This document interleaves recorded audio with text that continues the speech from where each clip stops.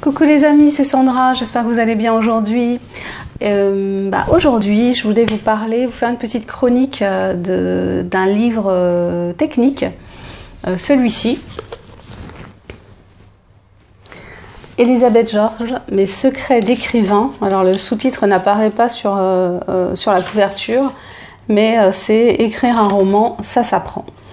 Voilà, donc je voudrais vous parler de ce livre-ci parce que j'avais parlé de mes outils d'écrivain et j'avais parlé d'écriture mémoire d'un métier de Stephen King et j'aimerais bien vous parler de celui-ci parce qu'en fait ce sont des approches assez différentes. Si je devais catégoriser Stephen King, je dirais que c'est un écrivain archéologue parce qu'il considère que l'acte d'écrire un roman, eh bien, c'est déterrer, comme il dit, c'est déterrer le fossile. C'est-à-dire que le roman est là dans notre inconscient, et tout le travail de l'écrivain, ça va être d'aller déterrer le fossile avec les outils dont il dispose. Donc, les outils de l'écrivain, c'est quoi ? C'est le vocabulaire, c'est la grammaire, c'est le style. Voilà, donc il va aller comme ça déterrer le fossile. Pour lui, c'est le cœur du processus en fait. Alors qu'Elisabeth George, elle a une approche totalement à l'opposé. Pour elle, écrire un roman, pour moi, elle, c'est un écrivain architecte en fait.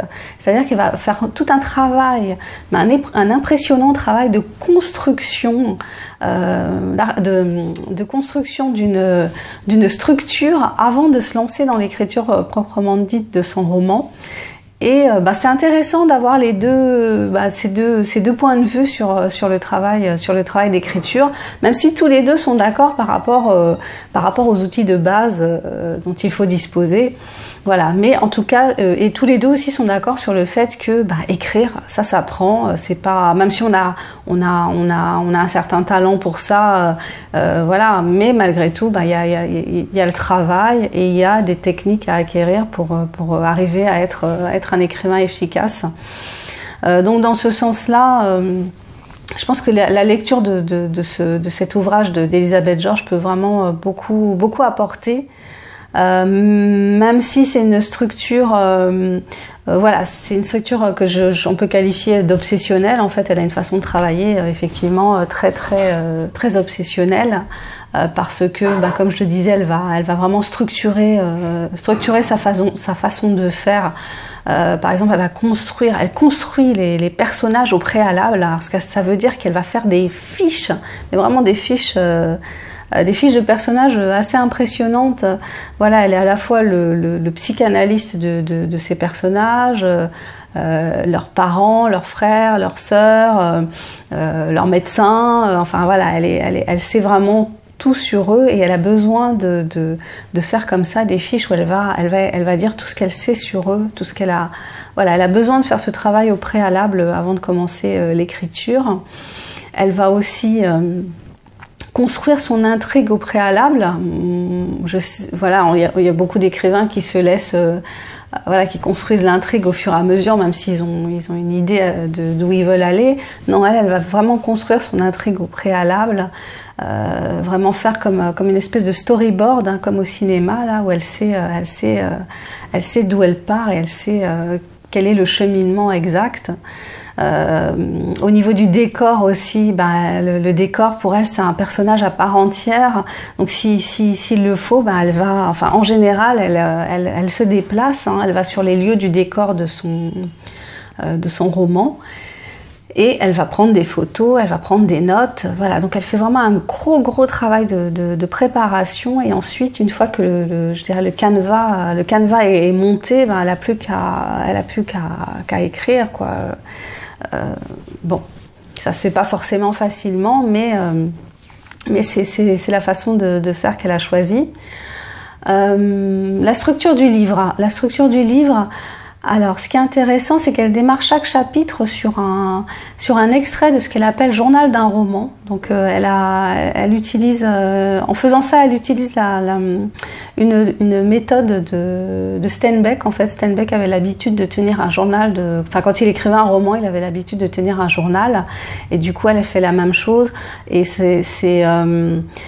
Voilà, donc du coup on la voit vraiment en situation parce qu'elle exprime dans ces petits extraits, elle exprime ses doutes, elle exprime ses angoisses, elle exprime voilà ses difficultés et voilà on est au plus près. Ces extraits sont intéressants parce qu'on est au plus près du travail, de la difficulté du travail de création en fait. Hein.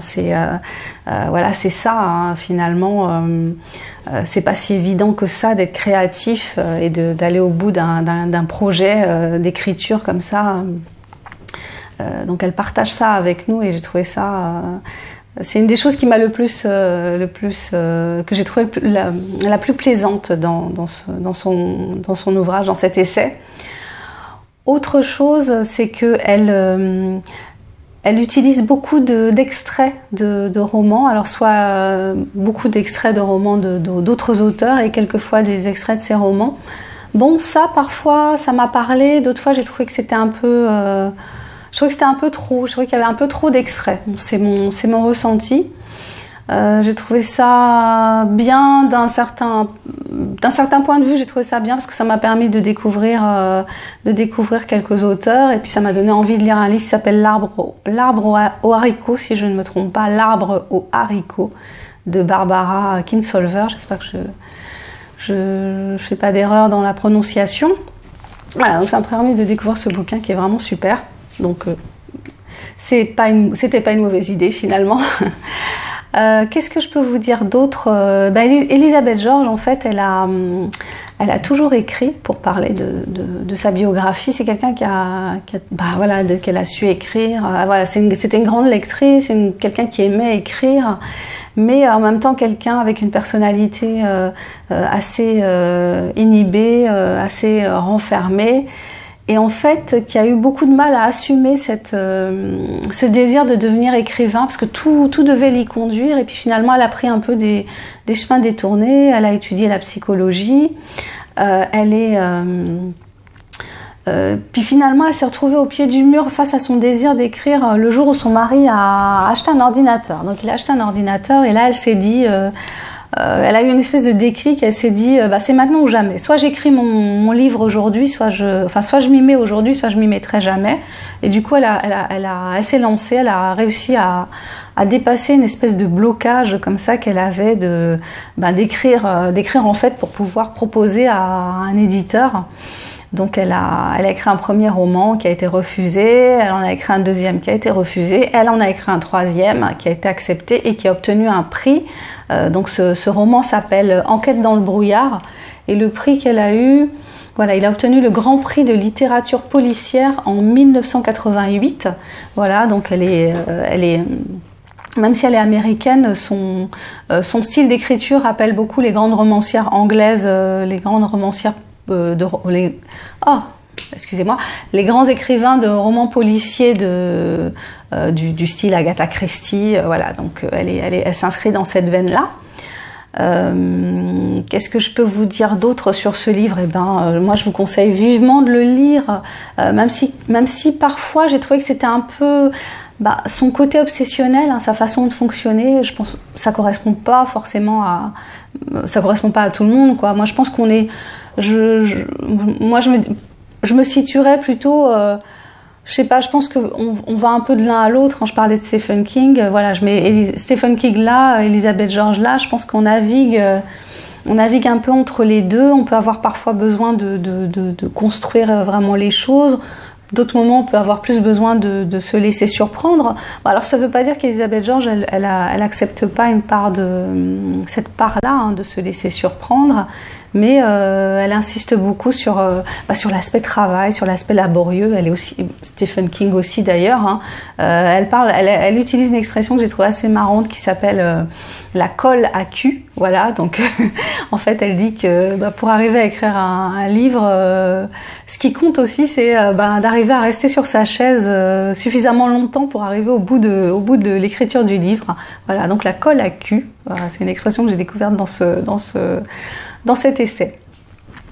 Voilà ce que je peux vous dire pour vous donner envie de découvrir cet essai sur l'écriture d'Elisabeth Georges. Allez-y, hein, lisez-le, ça ne peut que vous apporter quelque chose si vous êtes aspirant à écrivain, si vous écrivez déjà mais que vous êtes toujours à l'affût de savoir comment fonctionnent les autres écrivains, les auteurs qui sont déjà connus, reconnus. Voilà, ça peut toujours apporter quelque chose. Sur mon blog, je posterai une fiche plus détaillée, enfin une chronique plus détaillée, donc voilà, je mettrai les liens éventuellement sous la vidéo. Voilà, je vous remercie de m'avoir regardé, c'est allé jusqu'au bout. Je vous invite à découvrir mon travail d'écrivain, les liens sont juste en dessous. Et puis, je vous dis à bientôt. Voilà, donc si vous avez aimé, pensez à liker, sinon faites comme vous le sentez, tout me va. Je vous souhaite une excellente fin de journée, puis je vous dis à bientôt pour la prochaine vidéo. Bye bye.